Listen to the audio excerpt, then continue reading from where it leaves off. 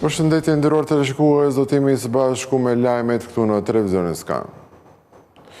Për gjatë muajit të shkurtë të këtij viti, eksportet shqiptare kanë rritur vlerën e 34 miliard lekëve, duke shënuar një rritje të theksuar, ndërsa nga ana tjetër importet kanë regjistruar një rënje të ndjeshme.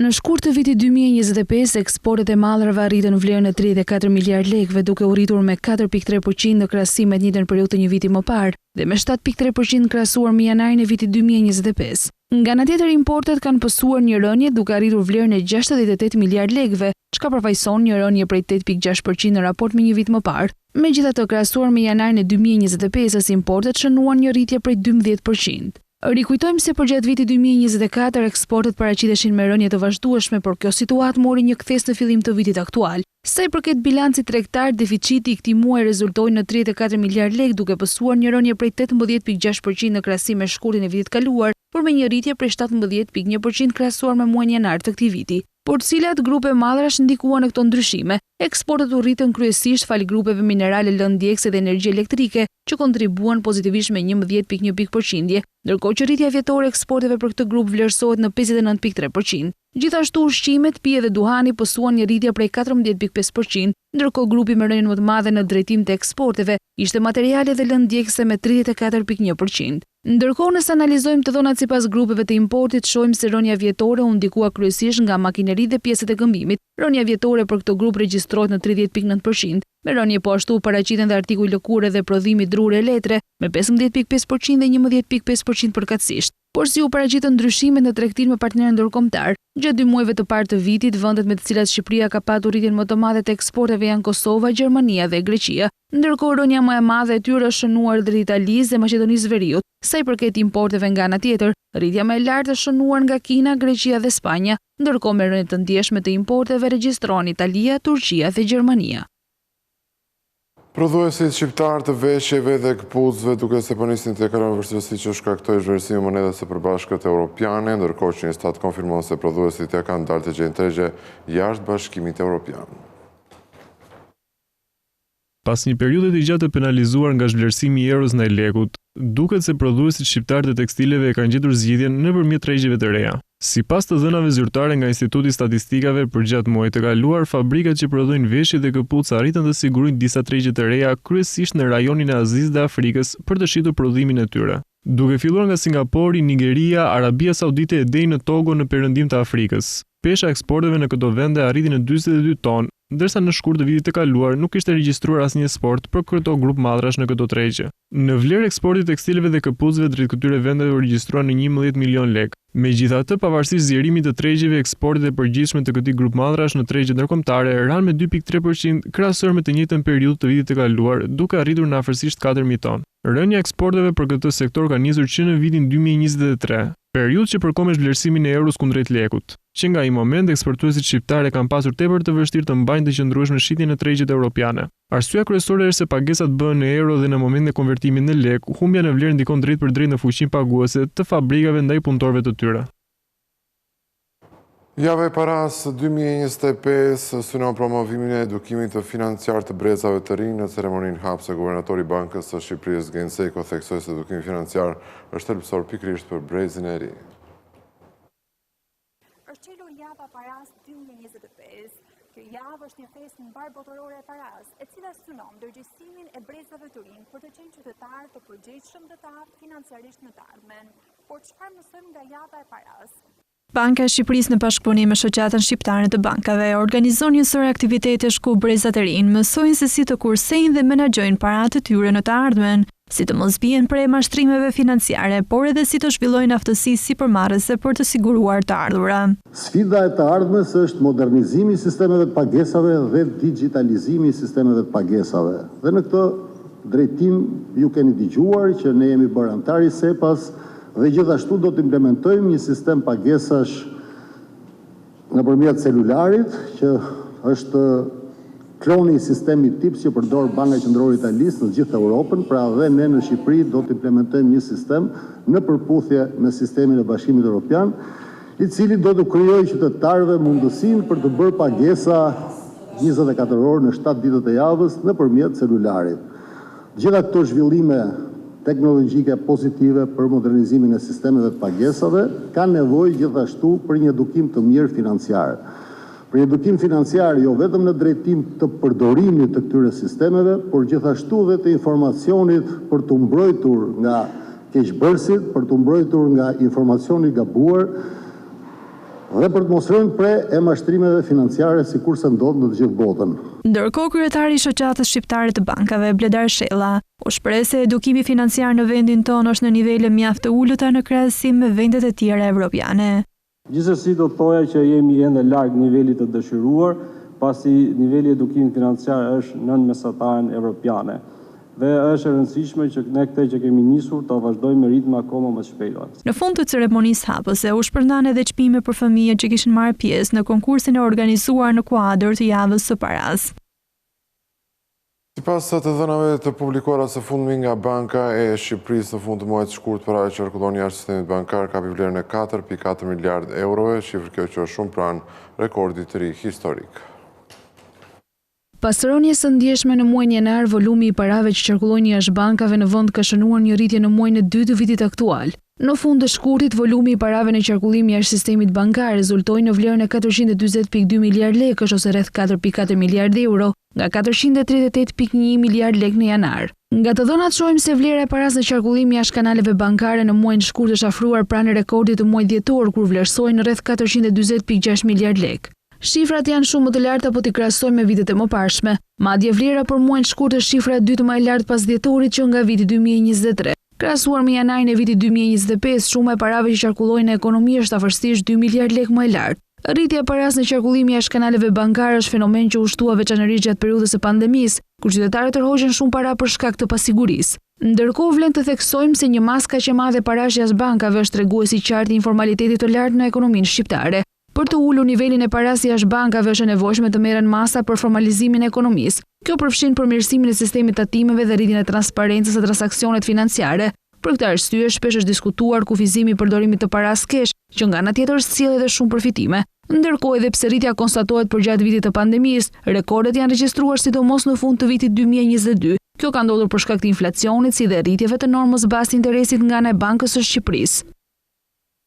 Vendi i Shqipërisë ka miratuar ligjin për ngritjen e Bankës Shqiptare të Zhvillimit në seancën plenare. Ministra Ibrahima theksoi se kjo bankë është thelbësore për nxitjen e zhvillimit ekonomik të Shqipërisë. Është miratuar në kuvent projekt ligji që do t'i hap rrugën ngritjes së Bankës Shqiptare të Zhvillimit. Gjatë seancës plenare, Ministria e Shtetit për Sipërmarrjen dhe Klimën e Biznesit, Delina Ibrahimaj, u shpreh se financimet e Bankës Shqiptare të Zhvillimit do të shkojnë edhe në drejtim të infrastrukturës, eksporteve apo projekteve strategjike për ekonominë. Qëllimi kryesor i Bankës Shqiptare të Zhvillimit është të nxjisë zhvillimin ekonomik të vendit përmes lehtësimit të qasjes në financë të sektorëve të nënfinancuar, duke mbështetur zhvillimin e infrastrukturës, ndërmarrjet e mesme dhe të vogla, eksportet dhe projektet strategjike për zhvillimin ekonomik të vendit. Struktura e kapitalit të bankës është projektuar për të siguruar qëndrueshmërinë afatgjatë. Shteti shqiptar do të zotërojë minimalisht 51% të aksioneve të kapitalit, duke ruajtur kështu kontrollin publik, ndërsa institucionet financiare ndërkombëtare por edhe vendase mund të kenë mundësinë të kontribuojnë në kapital. Përveç kapitalit fillestar, banka do të sigurojë financime përmes bashkëpunimeve me banka kombëtare të zhvillimit, si për shembull Banka Europiane e Zhvillimit apo banka kombëtare të vendeve anëtare si të Francës, të Italisë, të Gjermanisë dhe të tjera. Ibrahima i theksoi ndër të tjera se Banka e Zhvillimit do të ndihmojë edhe në përthithjen e fondeve të Bashkimit Evropian. Duke siguruar që investimet të drejtohen në projekte që sjellin rritje afatgjatë. Të nderuar deputet, sot jemi përpara një momenti historik në anëtarësimin tonë në Bashkimin Evropian dhe siç thash më parë do të ketë fonde në dispozicion për Shqipërinë dhe duhet të ketë institucione të cilat do të kenë aftësinë që t'i përthithin këto fonde. Banka Shqiptare e Zhvillimit do të krijohet për të mbështetur ndërmarrjet shqiptare, që nuk kanë qasje të mjaftueshme në financim nga tregu tradicional dhe të cilat shpesh përballen me vështirësi në sigurimin e kredive ose investimeve për zgjerim dhe inovacion. Ajo do të ofrojë gjithashtu produkte kursimi për qytetarët. Reforma ndaj informalitetit të pagave ka bërë që mbi 143.000 punonjës të përfitojnë rritje të pagës së deklaruar, ndërkohë që sektori i shërbimit është ai që ka reflektuar më së shumti në këtë drejtim. Mbi 143.000 punonjës në të gjithë vendin kanë përfituar rritje të detyruar page për gjatë vitit 2024. Të dhënat nga raporti vjetor i Drejtorisë së Përgjithshme të Tatimeve tregojnë se rezultatet e fushatës anti-informalitet të ndërmarrë në tetor të vitit të kaluar kanë qenë pozitive për 143.126 të punësuar në sektor të ndryshëm, të cilët kanë qenë të nëndeklaruar. Por si janë të ndarë sipas sektorëve dhe kush ka përfituar më shumë? Sektori me numrin më të lartë të pozicioneve me rritje është ai i shërbimeve, ku përfshihen hotele, bare, restorante në zonat urbane dhe qendra turistike, me 46.508 pozicione, të cilat kanë pasur rritje në pagën e deklaruar. Ndjekur nga sektori i prodhimit, ku përfshihen subjekte të ndryshme prodhuese, por edhe fasonerit, ku pagat janë rritur për 38.147 të punësuar. Më pas renditet sektori i tregtisë, ku kanë përfituar 34.488 punonjës. Sektori i ndërtimit po ashtu ka pasur një numër të konsiderueshëm të punësuarve, të cilëve u është rishikuar paga, regjistruar në 18.913, ndërsa në sektorin e transportit pagat kanë ndryshuar vetëm për 5.070 të punësuar. Janë konsideruar me rritje page ato pozicione ku rritja është më shumë se 10%. Ndryshimi i pagës së deklaruar përkthehet në më shumë të ardhura në arkën e shtetit nga zëri i tatimit mbi të ardhurat personale, si dhe më shumë përfitime për punonjësit, sa i takon raporteve të paaftësisë së përkohshme në punë apo një pensioni më të lartë në të ardhmen. Nga rishikimi i deklarimit të pagave nga bizneset, të ardhurat shtesë nga kontributet regjistrohen në afro 7 milion euro. Në kuadër të luftës kundër informalitetit në tregun e punës është vepruar si në krijimin e kritereve të riskut për të evidentuar tatim paguesit mos përmbushës, ashtu edhe në dërgimin e mesazheve ndërgjegjësuese për nxitjen e përmbushjes vullnetare. Në tetor 2024 u janë dërguar mesazhe ndërgjegjësuese pop-up të gjithë popullatës së tatim paguesve të regjistruar. Në nëntor 2024 janë dërguar mesazhe për 30.159 tatim pagues të evidentuar me risk. Janë realizuar 1.452 vizita inspektuese nga administrata tatimore, nga të cilat 16 nga strukturat e hetimit tatimor. 860 tatim pagues janë dërguar për vlerësim dhe inspektim nga Inspektoriati Shtetëror i Punës në kuadër të memorandumit të bashkëpunimit të nënshkruar midis institucioneve përkatëse. Bergh ka mbyllur fazën e parë të tenderit për ndërtimin e kurudhës së Vor-Hanihotit pas lidhjes së kontratës së japet rruga zbatimit të punimeve, ndërkohë që kosto totale është rreth 368 milionë euro.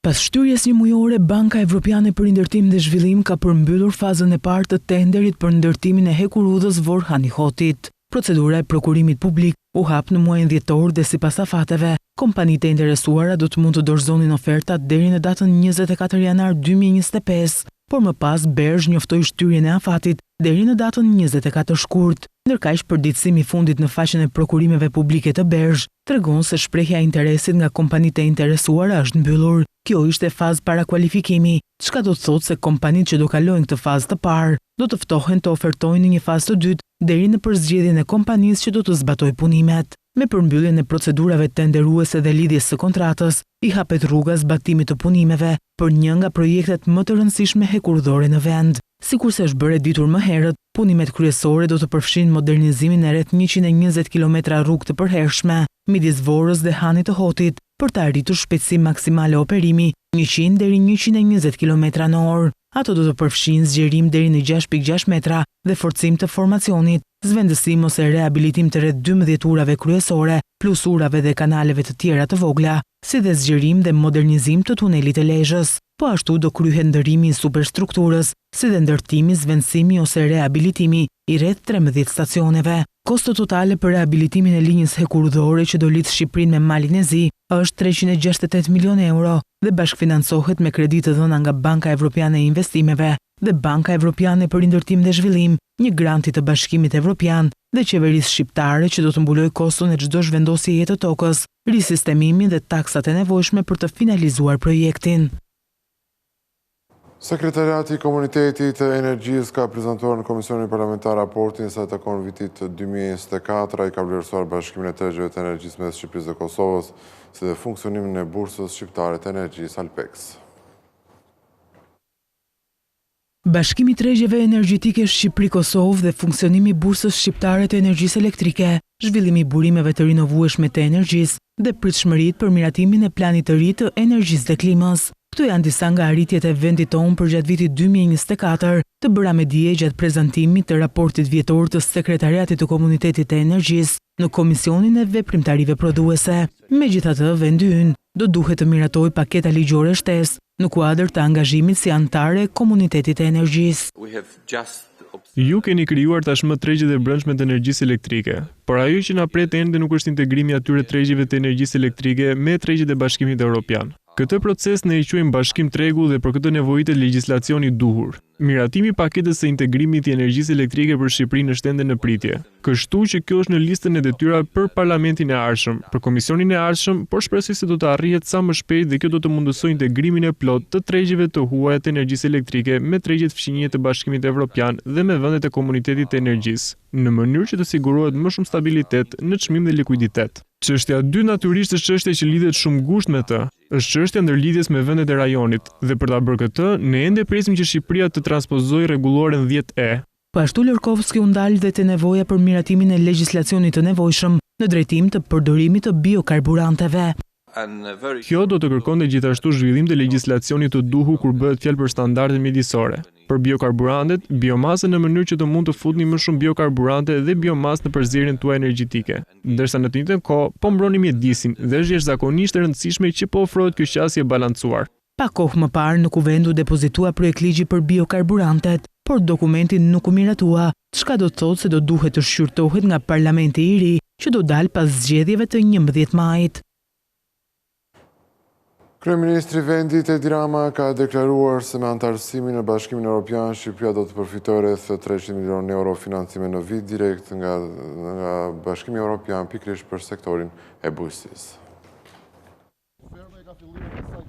Kryeministri Edi Rama së bashku me zëvendës kryeministre, njëherësh ministre infrastrukturës dhe energjisë Belinda Balluku, vizituan nga afër fermën e suksesshme Vjen. Në këtë fermë është ngritur një industri e lehtë me 1700 krerë lop dhe prodhuar 19 ton qumësht në ditë. Në 1700 krerë prodhon 19 ton në ditë dhe i bën 9000 në vit thatë. Rreth 9000 për krerë, për kohë. Nga ana tjetër, kryeministri Rama theksoi se antarësimi në Bashkimin Evropian do të mundësojë që të rritet edhe mbështetja për këtë sektor. Rrisja tjetër është gjithë ajo linja e financimit e Bankës së Shqipërisë, 250 milionë euro.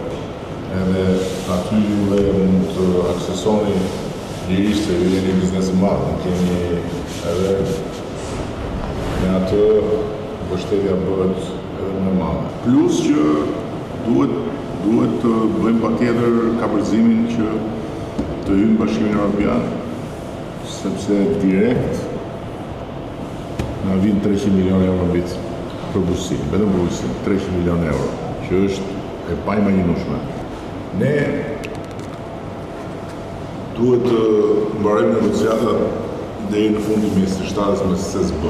Ne kemi disa çështje që po i negociojmë për të marrë më shumë kohë. Kanë bërë edhe Kroacia dhe vendet e tjera kanë bërë negocim që shikohet, sepse faktikisht për të hyrë në BE do të kesh gjitha standardet dhe ata tonë janë gati, futi.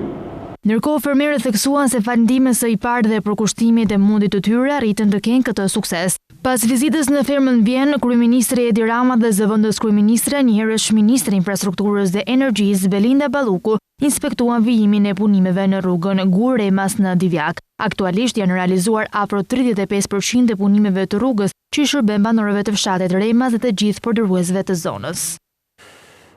Nga ana tjetër, Instituti i Statistikave do të kryejë censin e bujqësisë për gjatë vitit 2026. Ky proces është shtyr për shkak të zgjedhjeve parlamentare që mbahen në 11 maj të këtij viti.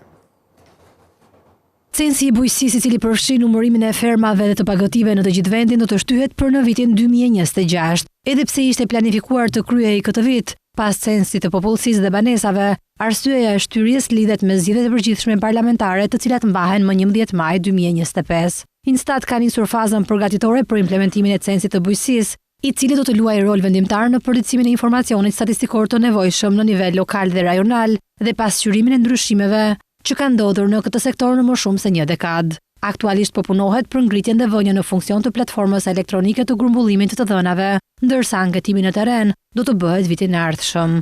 Një modul pyetjesh u përfshin në pyetësorin e censit të popullsisë dhe banesave, me qëllim krijimin e listës së fermave bujqësore, e cila do të shërbejë si bazë zgjedhje për censin e ardhshëm të bujqësisë, kjo për arsye të mungesës së regjistrit administrativ të fermave.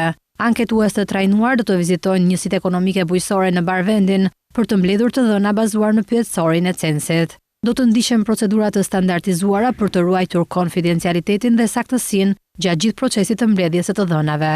Censi i bujqësisë do të sigurojë informacione mbi module të veçanta në të gjitha fermat bujqësore që kanë të bëjnë me ujitjen, praktikat e menaxhimit të tokës, makineritë, pajisjet dhe pemtarin, të cilat rrjedhin nga zbatimi i rregulloreve të Komisionit Evropian mbi vrojtimet strukturore të fermave, me vit referencë vitin 2023 për vendet anëtare të BE-s. Censi i bujqësisë do të sigurojë gjithashtu të dhëna për strukturën e bujqësisë, veçanërisht për njësitë e vogla administrative. Baza materiale për kryerjen e këtij procesi është ajo e përdorur për censin e banesave 2023, ndërsa ende nuk është llogaritur një kosto totale. Insta do të bashkëpunojë edhe me institucione të tjera, veçanërisht me Ministrinë e Bujqësisë dhe Zhvillimit Rural, për krijimin e një kornize të besueshme dhe të përditësuar për të përdorur për mbledhjen e të dhënave në terren. Një strategji e dedikuar komunikimit do të zhvillohet dhe finalizohet për censin e bujqësisë, e cila synon të rrisë ndërgjegjësimin dhe të nxjerrë në parë rëndësinë e censit në audiencën e synuar. Ky proces fillimisht ishte parashikuar të kryhej gjatë periudhës tetor-dhjetor 2024. Me afrimin e sezonit turistik veror, operatori i blerjeve të përshëndruara ka shpallur tender për pastrimin e zonave bregdetare të gjithë Republikës së Shqipërisë, ndërkohë që sipas dokumentit të tenderit, fituesi do të bëjë grumbullimin dhe transportimin e mbetjeve. Me afrimin e sezonit veror turistik, operatori i blerjeve të përqendruara ka shpallur hapjen e tendrit për shërbimin e pastrimit të zonës bregdetare për bashkitë Vlorë, Himar dhe Sarand. Fondi limiti për llogaritur në total është 205.461.400 lek. Sipas dokumentit të publikuar në Agjencinë e Prokurimit Publik, operatori i shërbimit është detyruar të bëjë grumbullimin dhe transportin e mbetjeve nga pikat e grumbullimit të tyre deri në pikën fundore të depozitimit të tyre. Ky shërbim do të kryhet jo më pak se 2 herë për çdo zonë brenda fashës orare 18 deri në orën 6. Organizimi i procesit të punës duhet të bëhet në mënyrë të tillë që të gjithë punimet të kryhen brenda orëve të natës, duke filluar jo më parë se ora 18 me qëllim që në orën 6 zona e kontraktuar të jetë krejtësisht e pastër. Organizimi i procesit të punës duhet të bëhet në mënyrë të tillë që të gjitha punimet të kryhen brenda orëve të natës, duke filluar jo më parë se ora 18 me qëllim që në orën 6 zona e kontraktuar të jetë krejtësisht e pastër, sipas dokumentit. Gjithashtu theksohet se autoriteti kontraktues ka të drejtë të inspektojë në çdo kohë dhe në përfundim vendet e grumbullimit të mbetjeve për të parë kryerjen e shërbimeve, respektimin e standardeve të kërkuara, rregullave dhe cilësisë së kërkuar dhe për të vendosur ndalesa, penalitete dhe gjoba për mospërmbushjen e tyre. Operatori i shërbimit ka për detyrë të kryejë grumbullimin dhe transportimin e mbetjeve urbane që depozitohen në ambiente publike brenda zonës së kontraktuar edhe në rast se hidhen larg pikave të miratuara të grumbullimit të tyre.